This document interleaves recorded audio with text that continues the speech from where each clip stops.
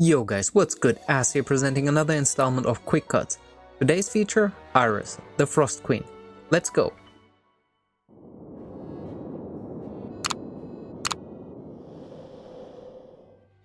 Iris is a rare light hero of the support type. She deals magical damage. Iris's passive is Cleanse 2, removing debuffs and dots from all allies and gaining 1 mana. She additionally gets 1 mana if her target's health is below 20% when triggered.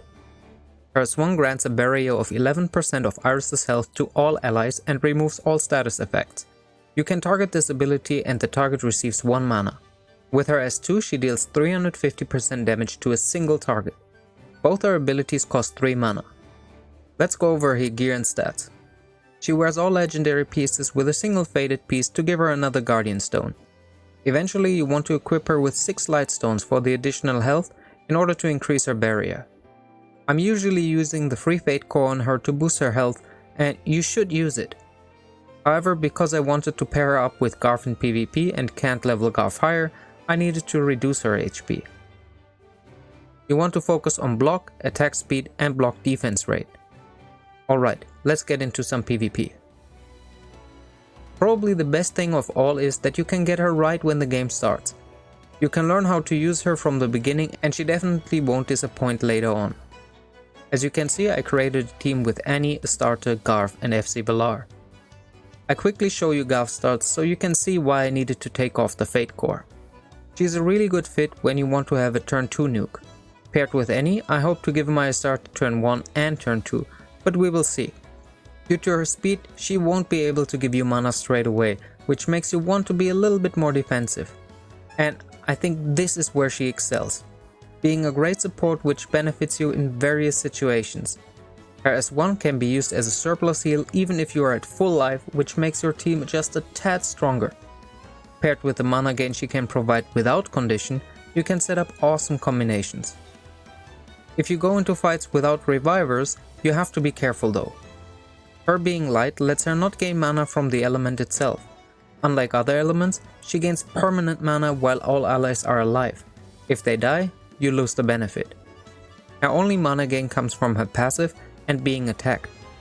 If the enemy doesn't put on debuffs, fights can get a little more difficult. Depending on the situation, you actually want to target herself with her S1 to have the additional mana. While PvP might not be her best place, it's also far from bad. You need to play a little bit around with her and your teams. PvE, however, is where she shines. Especially since she is needed in some of the dungeons. Luckily for us, today is that day. Let's jump in. I didn't show this earlier, but she is actually the first hero I used Unleashed Potential on. I still need to get a load of solar stones to power up her abilities, but I wanted to raise her speed and HP. In hindsight, I could have gone without the HP for now, because I needed her HP to be lower than Garf's anyways. How I use her here is using her shield constantly, providing my dark heroes with mana. You might think it's unfair that I brought Garf, however this is mainly to speed up the run a little bit. Usually I would take Furious as she immobilizes the entire back row, so please don't be too upset with me. As you can see, I can pretty much spam my dark units abilities since her and the attacks are enough to keep me around 2 to 3 mana at all times.